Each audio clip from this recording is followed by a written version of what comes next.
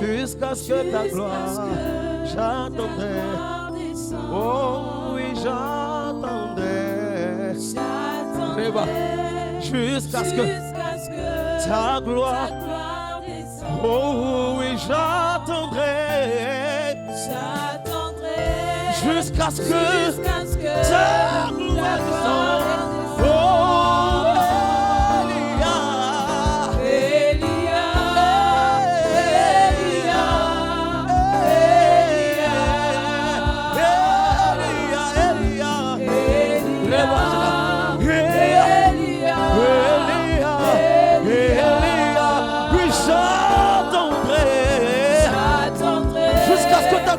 Oh, j'attends dans ta présence, j'attends dans l'adoration, puis j'attendrai ce matin.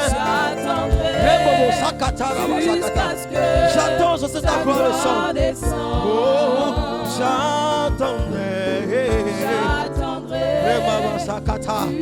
J'attends sur ta gloire descendre. J'attendrai. Jusqu'à ce que j'attendrai jusqu'à ce que ta gloire, jusqu'à ce qu'elle descende d'un retour, que j'attendrai jusqu'à ce que ta gloire descende. Alléluia. À notre Dieu toute la gloire ce matin encore dans ce lieu. Nous voulons lui dire merci pour sa présence. Les temps de louange et d'adoration sont des temps destinés à faire descendre la présence de Dieu. Ce lieu est un lieu banal, mais ce lieu devient un lieu de bénédiction à cause de la présence de Dieu par son esprit. Voilà ce qui le rend sanctifié. Et lorsque nous sommes dans la présence de Dieu, dans cette présence et dans cette atmosphère, alors tout peut se produire. Tout ce qui nous est nécessaire pour notre sanctification se produit par la présence du Saint-Esprit. Amen, amen. J'ai toujours dit, puisque j'ai aussi la responsabilité de la cure d'âme, de dire aux âmes que si vous n'avez pas le désir, vous n'allez pas rencontrer. Maintenant, si vous avez le désir, vous pouvez être dans l'incrédulité, mais de dire, Seigneur, j'ai entendu dire que si je te demande de te manifester, alors tu vas te manifester. Alors tu verras Dieu se manifester. Amen, amen. Tu le verras. La Bible est composée de 66 livres. L'Ancien Testament est composé de 39 livres. Je parle sous le contrôle d'éminents lecteurs de la parole, de personnes qui lisent la parole de Dieu. On est d'accord jusque-là? L'Ancien Testament, c'est 39 livres. D'accord? Amen. Dites amen si vous êtes d'accord. OK. Le Nouveau Testament est composé de 27 livres. Dans ces 27 livres, 13 livres ont été écrits par l'apôtre Paul. Donc, pratiquement 50%. Et l'apôtre Paul, c'est quelqu'un qui a rencontré le Seigneur à un moment donné de sa vie où il était, avant de rencontrer le Seigneur, un persécuteur de l'Église, un persécuteur de l'œuvre de Jésus-Christ. Et un jour, sur le chemin de Damas, il est arrêté par Jésus lui-même et il donne sa vie au Seigneur. Nous pouvons voir ça dans Actes chapitre 9. Et à partir de ce moment-là, toute sa vie, après un temps dans le désert, pendant 3 ans environ, toute sa vie va maintenant être consacrée au service de Dieu. Quelle transformation, quel changement. Et cet homme a décidé courageusement, alors qu'il était un éminent représentant de l'Église de cette période, qu'on appelle les pharisiens, alors il a décidé de proclamer maintenant Jésus dans toute la nation et au-delà même, puisque Dieu l'appelle à cela. Alors, il a fait, dans ce cadre-là, il a été appelé et consacré par les autorités religieuses de l'époque qui l'ont invité à propager la parole dans toute la nation environnante d'Israël. C'est comme ça que Paul a fait plusieurs voyages, 1er, 2e, 3e. Il a fait un dernier voyage qui l'amènera jusqu'à Rome, où la tradition dit qu'il est mort martyr. Il rencontre le Seigneur aux alentours de ses 30 ans. Il est à peu près donc de la même génération que Jésus. Il rencontre Jésus après qu'il soit reparti auprès du Père. Il a persécuté Jésus pendant toute sa vie, je veux dire, en tant que pharisien. Et c'est lorsque Jésus part qu'il rencontre Jésus et qu'il est maintenant à son service. Et dans ce service, je voudrais vous parler de l'un de ses voyages, le deuxième voyage. Le deuxième voyage a la particularité de marquer le monde dans lequel nous sommes. Bien sûr, tous ces voyages ont marqué, mais celui-là est particulier. Le deuxième voyage commence en l'an 50 de notre ère. L'an 50 de notre ère, il va repartir pour visiter les églises qu'il avait ouvertes, qu'il avait fondées dans le premier voyage. Mais il change de compagnon d'œuvre. Il n'est plus avec Barnabas, il s'associe maintenant à Silas. Et sur la route de ce périple, il rencontre aussi un jeune homme qui s'appelle Timothée, du côté de Lystre là-bas, et ils vont cheminer ensemble. Ils vont traverser ce pays dans lequel se trouve la ville de Lystre et qui est aujourd'hui la Turquie. Donc vous voyez le chemin, on quitte Israël, on passe par la Syrie, on arrive là-bas du côté de la Turquie, le sud de la Turquie. L'intention de Paul, c'est d'aller vers le nord, d'aller vers l'ouest, le sud-ouest de la Turquie. Mais la parole de Dieu dit qu'il en a été empêché. Donc, qu'est-ce qu'il fait? Il va vers le nord. Il poursuit vers le nord. Il arrive du côté de la Galatie. Et puis, il veut encore aller plus haut vers le nord, mais là aussi, il ne peut pas aller plus loin. Alors, il décide d'aller vers le nord-ouest de la Turquie actuelle. C'est là où il arrive dans la ville de Troas, une ville au bord de la mer Égée. La mer Égée qui sépare la Turquie de la Grèce actuelle. La Grèce qui à l'époque était divisée en deux parties, la Macédoine et l'Achaïe. Arrivés à Troas, ne savant pas trop pourquoi ils sont là, mais en tout cas, ils sont là, dans la nuit, Paul a une vision. Et cette vision lui permet de voir un Macédonien qui lui dit « Viens, secours-nous !» Viens, secours-nous, viens à notre secours. Ah, ça l'a marqué. Je ne sais pas si vous est déjà arrivé d'être interpellé par une personne qui a dit « S'il te plaît, secours-moi, s'il te plaît, aide-moi, s'il te plaît, fais quelque chose. » Ça nous interpelle, ça nous parle, ça ne peut pas nous laisser indifférents. Alors Paul, le lendemain, se lève et il dit à ses compagnons « Nous partons de l'autre côté, en Macédoine. » Ils prennent le bateau, ils passent par Samothrace, une île dans cette mer Égée, et ils arrivent dans le port de Néapolis. Puis de là, ils décident d'aller à Philippe, une ville importante de la Macédoine.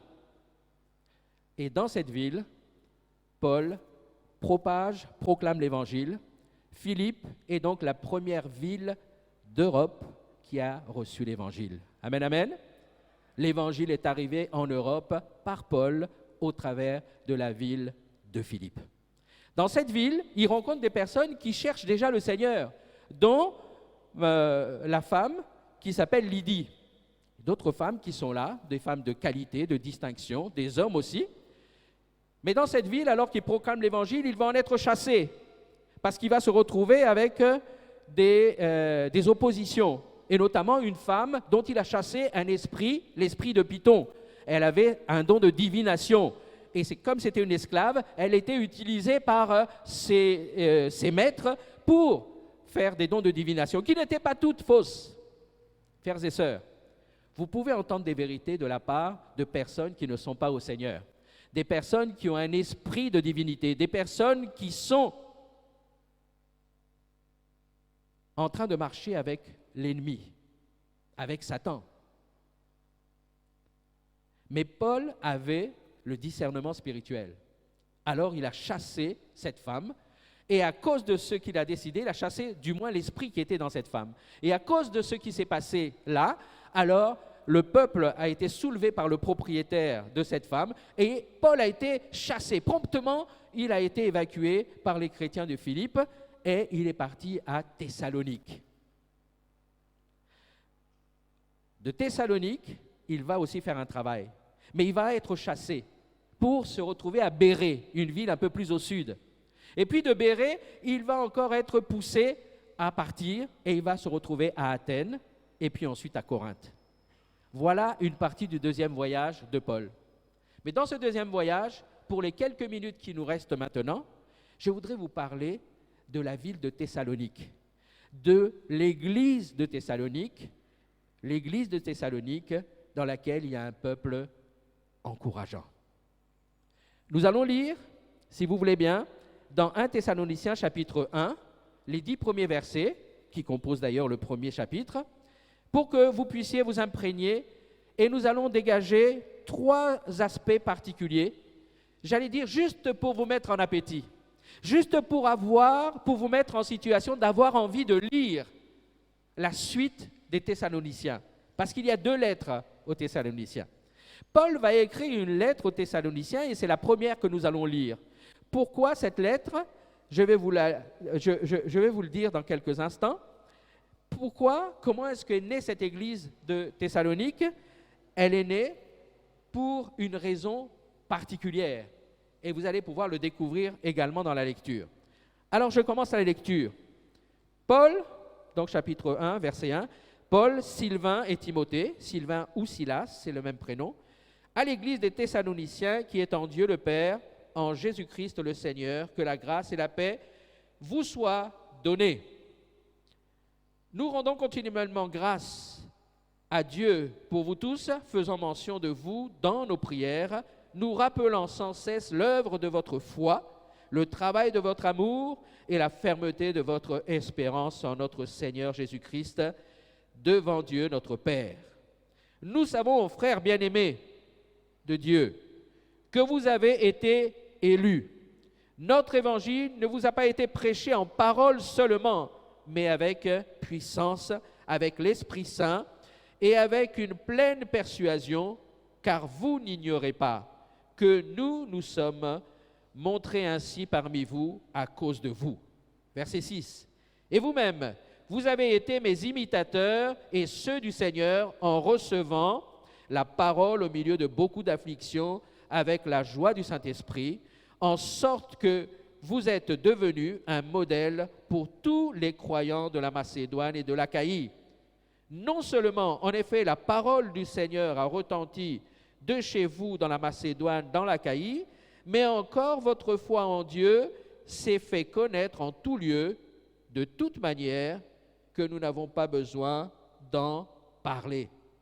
Car on raconte à notre sujet quel accès nous avons eu auprès de vous et comment vous vous êtes convertis à Dieu en abandonnant les idoles pour servir le Dieu vivant et vrai et pour attendre des cieux son Fils qu'il a ressuscité des morts, Jésus, qui nous délivre de la colère à venir. Amen.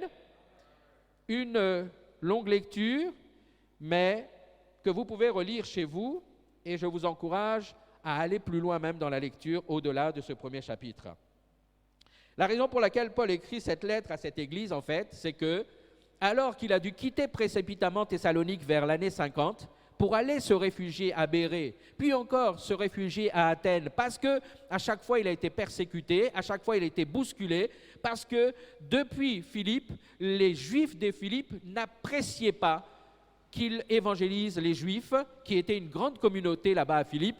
Alors partout il a été repoussé par ses propres compatriotes, et il se retrouve donc à partir. Et au bout d'un mois dans cette ville de Philippe, il a dû aller se cacher pour prêcher encore environ 4 ou 5 mois, si bien qu'en fait, il est définitivement parti de la ville de Thessalonique Au bout de 6 mois, il arrive à Thessalonique, il fait 1 mois où il peut évangéliser librement, puis ensuite les Juifs de Philippe arrivent à Thessalonique, le chassent, il est obligé de se cacher dans la maison de Jason à Thessalonique, et de là, au bout de 6 mois, il s'en va, et au bout de 6 autres mois, il se rappelle qu'il faut absolument qu'il sache ce qui se passe là-bas à Thessalonique.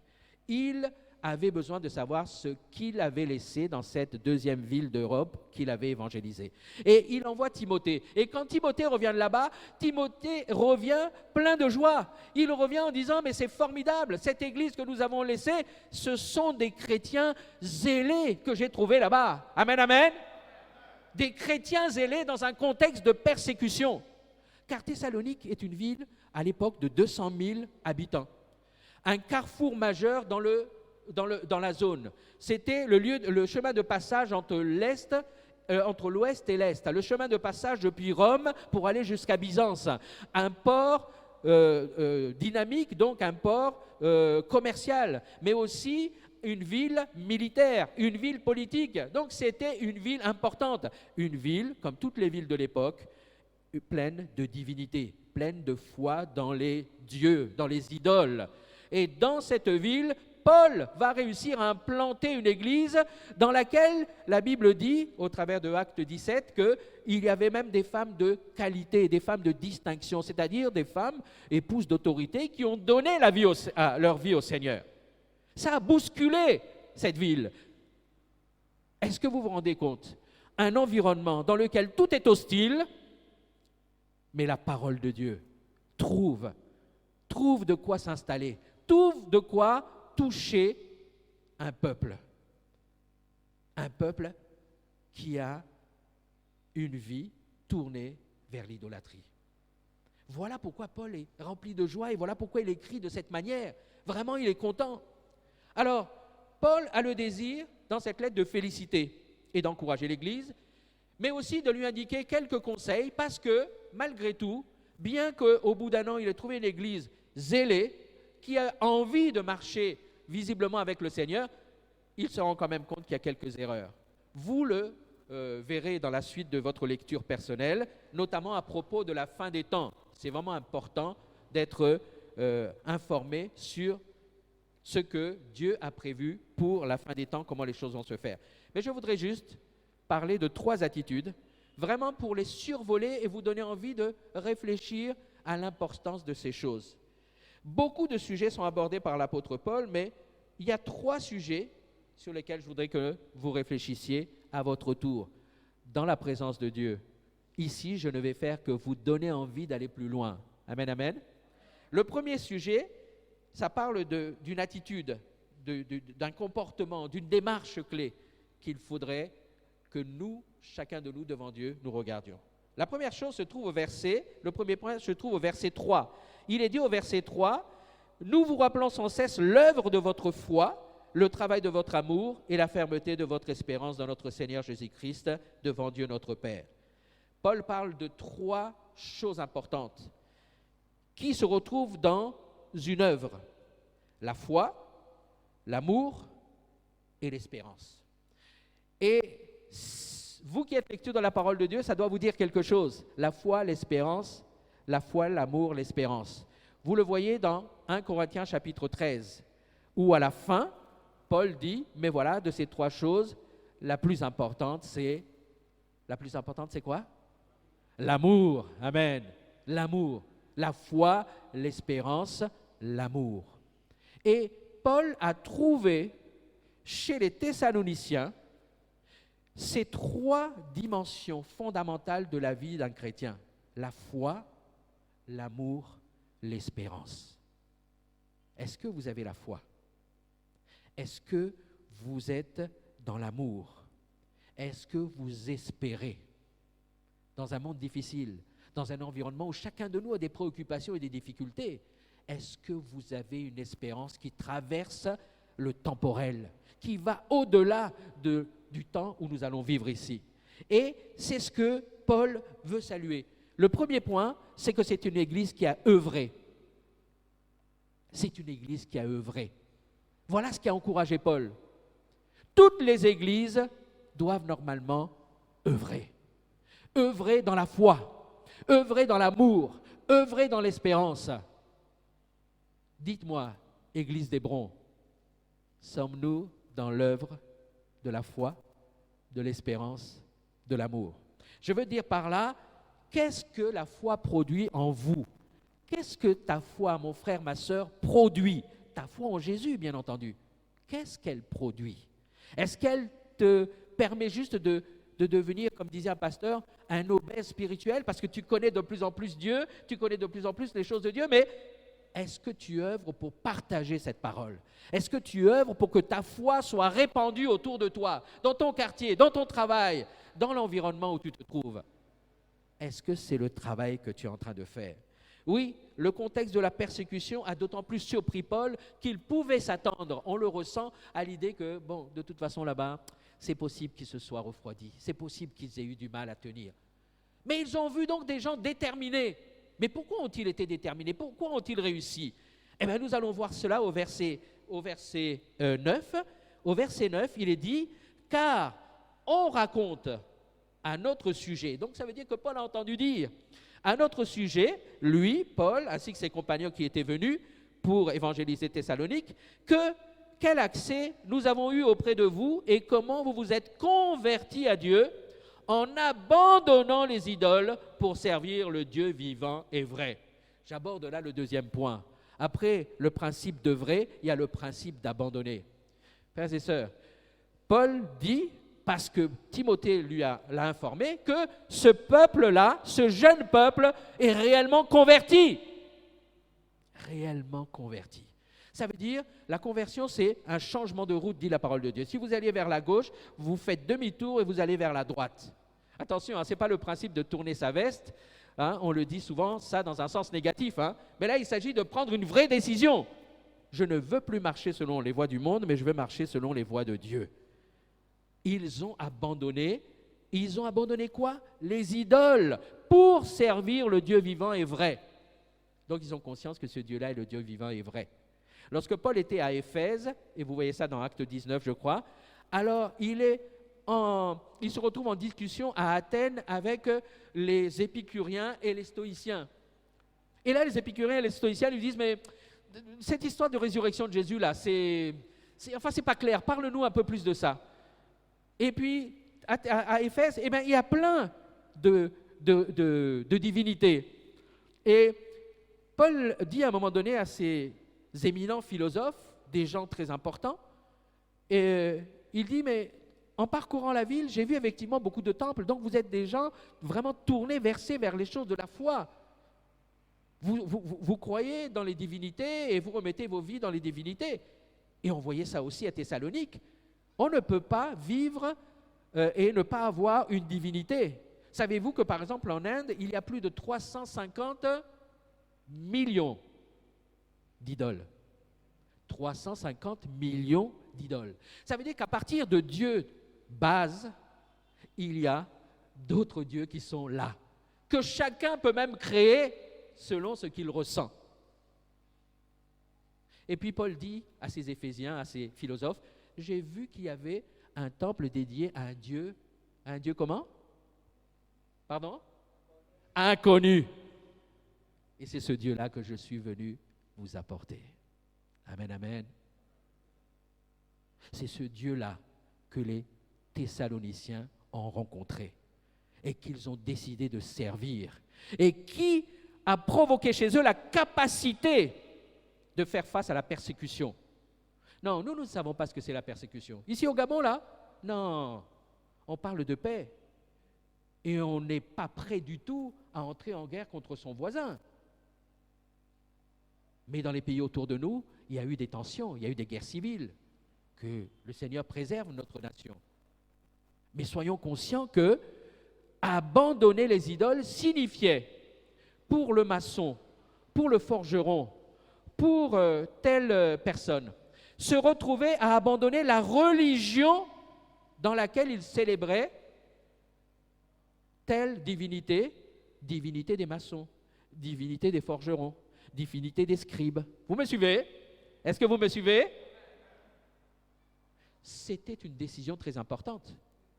une décision très importante. Ça veut dire qu'ils ont tellement cru en Jésus qu'ils ont dit, nous sommes prêts à défier ce qui peut faire soulever toute une nation, les autorités de notre ville, parce que nous croyons que Jésus est le Dieu véritable et nous sommes prêts à entrer dans une vie. Quel genre de vie?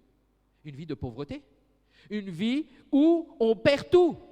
On perd la considération, l'estime, la position sociale, etc., etc., parce qu'on a choisi Jésus. Qui as-tu choisi dans ta vie? Et à quel point es-tu prêt, Église d'Hébron, peuple d'Hébron, à choisir Jésus, malgré toutes les formes de persécution qui peuvent se trouver dans ta vie, autour de toi, toutes les sollicitations, tout ce qui peut faire en sorte que la pression t'amène à dire « je renonce ». Vas-tu renoncer aux idoles? Car l'idole dans la Bible, c'est tout ce qui passe avant Dieu. C'est une idole. Le travail qui passe avant Dieu, c'est une idole. L'argent qui passe, la quête de l'argent, le plaisir de la mode, le plaisir même de la musique, etc., etc., ça passe avant Dieu. C'est une idole. Sommes-nous capables d'abandonner les idoles de notre vie? Voilà la question qui se pose. Et voilà le choix qu'ils ont fait. Ça veut dire des sacrifices. Ne plus vivre pour soi-même. Ne plus être ces femmes de qualité reconnues dans la société. Ah non, c'est la femme de telle et telle. Ah oui, mais hey, tu sais qu'elle a abandonné. Tu sais que maintenant, elle est dans une église là-bas, où elle s'est... Oh, non, vraiment, elle n'est plus avec nous. Sommes-nous capables de faire ce type de choix parce que nous sommes certains que Jésus est notre Seigneur et Sauveur? Donc, c'est un changement de statut social qui intervient aussi dans la vie. Ils ont donc choisi, premièrement, d'œuvrer, de travailler, de se dire, il faut qu'on célèbre, on veut. Il y a donc du courage, de la détermination. Il y a donc un désir de sainteté, de sanctification. Parce que la Bible dit, sans la sanctification, personne ne verra le Seigneur. C'est-à-dire que quand on donne sa vie au Seigneur, il ne s'agit pas de s'asseoir pour dire, ça y est, je suis au Seigneur, mon nom est inscrit quelque part. Non, il s'agit maintenant de travailler à nourrir notre âme d'une nourriture spirituelle qui nous amène à être de plus en plus dans le processus. La sanctification, c'est un processus. Vous comprenez? Le pardon du péché, c'est un fait. Dieu pardonne. À un moment donné, c'est acquis. Mais la sanctification, c'est un processus. Jour après jour, nous devons y travailler. Parce que nous pouvons, à un moment donné, flancher. Et puis finalement, ne pas arriver au bout du chemin. Le troisième point et dernier point, nous allons aller rapidement, c'est le verset 6. Paul est donc réjoui de plusieurs choses dans ce peuple. Il le voit œuvrer, la foi active. Il voit qu'ils ont abandonné, donc ils ont décidé de payer un prix pour faire la différence dans leur vie. Et au verset 6, il est dit, « Et vous-même, vous avez été mes imitateurs et ceux du Seigneur en recevant la parole au milieu de beaucoup d'afflictions avec la joie du Saint-Esprit. » Dans ce verset 6, il y a la notion de se mettre en mouvement. Il y a la notion de se mettre en mouvement. Vous-même, vous avez été mes imitateurs. Quand on imite quelqu'un, c'est on regarde comment elle fait, puis on dit, moi aussi je veux faire. N'est-ce pas? Moi aussi je veux faire. Je veux ressembler à cette personne. Et là, le peuple de Thessalonique a compris. Il fallait qu'il ressemble à Paul, parce qu'ils ont compris que Paul ressemblait à qui? Paul ressemblait à Jésus. Alors, ils ont travaillé de cette manière. Se mettre en mouvement, le sens même d'accepter d'être disciple, chers frères et sœurs, c'est le principe de se dire « je m'abandonne ». Encore une autre dimension de l'abandon. Vous savez, abandonner, j'ai mis l'accent sur le principe d'abandonner les idoles. Mais en réalité, il s'agit de tout abandonner de notre nature, de ce que nous sommes. Or, parfois, nous gardons toujours en réserve une partie de notre vieil homme. Ça ressurgit à un moment donné. Et voilà que si jamais on était quelqu'un d'un peu rebelle dans notre façon de fonctionner, eh bien ça ressortira si on ne veille pas. Je donne un exemple. Regardez cette salle. Les chaises sont bien alignées, etc. Puis quelqu'un va venir et va se dire que moi là, je vais prendre cette chaise et je vais m'asseoir là-bas. Où est l'abandon de sa nature? Où est l'abandon de sa vieille nature? Puisque là, tu as vu qu'il y a un système organisé qu'on te demande de respecter.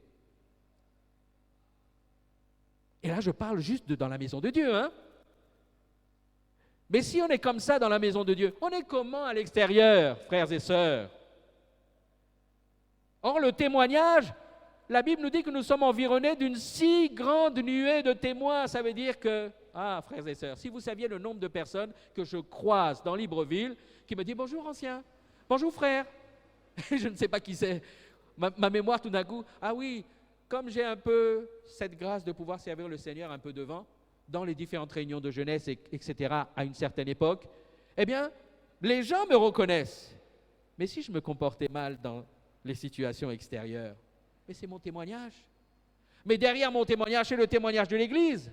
Or, comme dit Paul ici, lorsqu'il félicite l'Église de les Thessaloniciens, il dit que en Macédoine, en Achaïe, mais encore votre foi en Dieu s'est fait connaître en tout lieu, de telle manière que nous n'avons pas besoin d'en parler.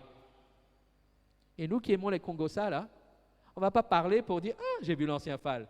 Non, il était assis là, un dos tourné, mais à côté là, j'ai juste vu que la jupe était trop courte, mais je ne sais pas qui c'était. Vous allez manquer de raconter ça? Frères et sœurs, abandonnons, délaissons notre vieille nature. Soyons disciplinés, soyons soumis, soyons respectueux. Et comme ça, on ne pourra pas contester la réalité du témoignage qu'un changement a été opéré à la gloire de Jésus-Christ. Amen, amen. Voilà, œuvrer, agir, réaliser, se mettre en mouvement. Tout simplement comme Paul qui, dans 1 Corinthiens 9, dit que voilà, qui parle de la course, n'est-ce pas? Et de terminer la course, de combattre le bon combat. Voilà la détermination qui doit être dans notre cœur. Et c'est ça qui a fait que Paul a été encouragé par le peuple de Thessalonique, un peuple encourageant. Frères et sœurs, alors que je conclus ces moments, est-ce que nous sommes encouragés par nous-mêmes? Est-ce que nous sommes encouragés chacun par soi-même? Puis ensuite encouragés par mon prochain, par mon voisin, mon frère qui est assis à côté de moi. Est-ce que je pense à l'encourager même? Est-ce que je pense à lui dire, mon frère, vraiment tu m'encourages? Vraiment, je te vois là dans ta fidélité, dans ta patience, dans ton humilité, dans la dimension de ta foi, mais tu m'encourages. Se mettre en mouvement. L'évangile n'est pas statique, frères et sœurs. En réalité, nous sommes le porteur de l'évangile. C'est-à-dire que partout où vous allez, vous vous déplacez avec l'évangile. Ou pas. Ça, c'est l'évangile. Je me balade avec, c'est mon sac, etc. Puis, j'ai une certaine activité. Je laisse l'évangile.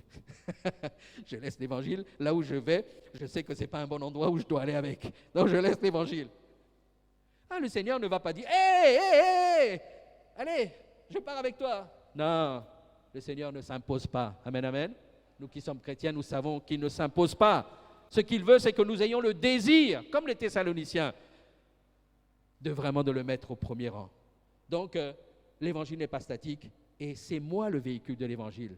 Dans la nation, c'est moi le véhicule de l'évangile. Si je ne transporte pas l'évangile, on ne verra pas l'évangile. Dans l'environnement dans lequel j'ai le privilège d'agir, si je ne viens pas avec, on ne me verra pas. Ok, je termine. Ils ont créé un lien étroit avec le Seigneur. Voilà ce qui réjouit Paul.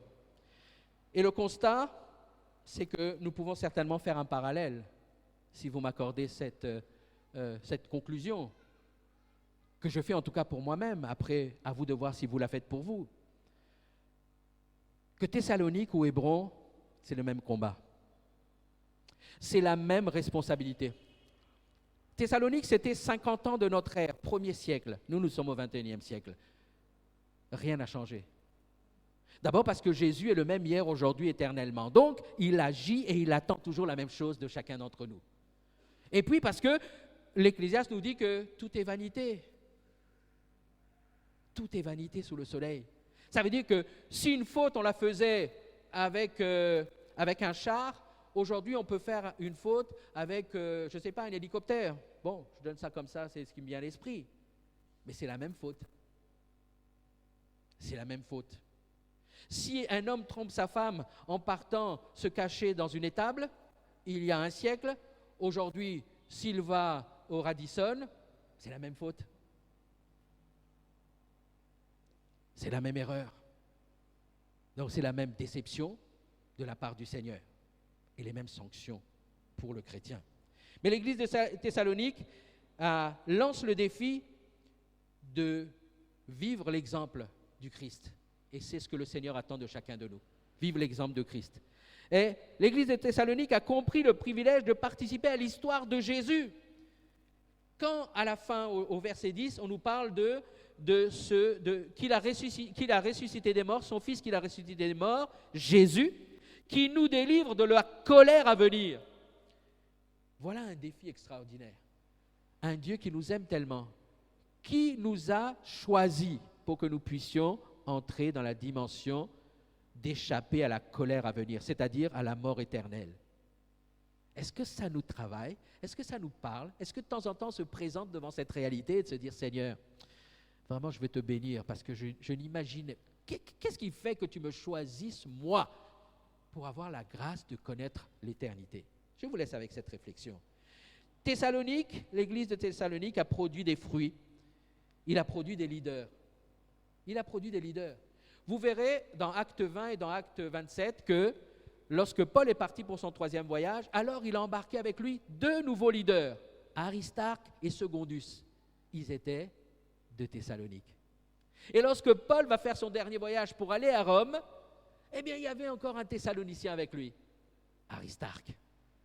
Ah, frères et sœurs, vérifiez si le Seigneur vous embarque avec lui dans tous les voyages qu'il fait. C'est-à-dire, lorsque vous êtes dans la maison de Dieu, lorsque vous êtes dans un contexte particulier, vérifiez si vous êtes avec le Seigneur. Vérifiez si le Seigneur est bien avec vous.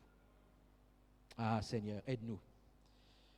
L'église de Thessalonique n'était pas parfaite et n'était pas enseignée de toutes choses. Mais ce que Dieu attend de nous, ce n'est pas d'être des docteurs de la loi, hein. C'est d'être des acteurs du salut. Que nous travaillons à grandir nous-mêmes, à prospérer spirituellement et à penser à ceux qui autour de nous ne connaissent pas la grâce de pouvoir donner sa vie au Seigneur. Ils n'ont pas tout compris. Notamment, voilà pourquoi dans 1 Thessaloniciens et dans 2 Thessaloniciens, Paul reprend l'enseignement concernant la fin des temps. Ok? C'est important de le savoir. Il n'y a pas une qualité exceptionnelle. Ce peuple est aussi défaillant, mais il a compris l'essentiel. Donc, une chose est remarquable, c'est que l'Église a tenu ferme dans la foi, dans l'amour, dans l'espérance, et que le principe gagnant dans le quotidien de la vie du chrétien, c'est cela. C'est la foi, œuvrer dans la foi, abandonner les idoles et se mettre en mouvement. L'église de Thessaloniciens a un objectif et il l'a tenu. Il s'est attaché à Jésus. Il a manifesté la foi, l'amour et l'espérance. Et c'est ce que Dieu attend, sans aucun doute, de chacun de nous, ici au Temple Hébron. Amen, amen. Que nous puissions réaliser que nous sommes importants pour Dieu, que nous sommes un canal par lequel il compte que nous travaillons. Après, ça dépend de nous. Ça dépend vraiment de nous, parce qu'il nous a donné la liberté d'agir. Est-ce qu'on peut prier pour terminer ces moments? Est-ce qu'on peut un instant faire silence, la tête courbée peut-être? Une manière de dire, je me tourne vers moi-même et je regarde où j'en suis. Où est-ce que j'en suis? Suis-je au rang du Thessalonicien qui a donné sa vie au Seigneur? Suis-je encourageant pour le Seigneur? Suis-je encourageant pour l'Église? Suis-je encourageant pour mon voisin, pour ma femme, pour mes enfants? Qu'est-ce que je produis comme fruit? Le fruit de ma foi, c'est quoi? Qu'est-ce que je dois encore abandonner? Ah Seigneur, merci de m'avoir permis de réussir d'abandonner telle chose, mais qu'est-ce que je dois encore abandonner? Qu'est-ce que je dois m'approprier aussi pour me mettre en mouvement donc? Que le Seigneur nous aide, que le Seigneur nous soutienne. Tendre Père Céleste, nous bénissons ton nom et nous te disons merci pour ton esprit qui nous a aidés ce matin à nous approcher de toi, à nous approprier de ta présence. Tu veux véritablement que nous soyons un encouragement autour de nous, dans tout ce que nous faisons. Et nous avons besoin de comprendre encore beaucoup de choses. Mais Seigneur, dans ta grâce, s'il te plaît, aide-nous à œuvrer dans la foi. Aide-nous à travailler dans l'amour. aide-nous à ne pas perdre l'espérance du salut éternel.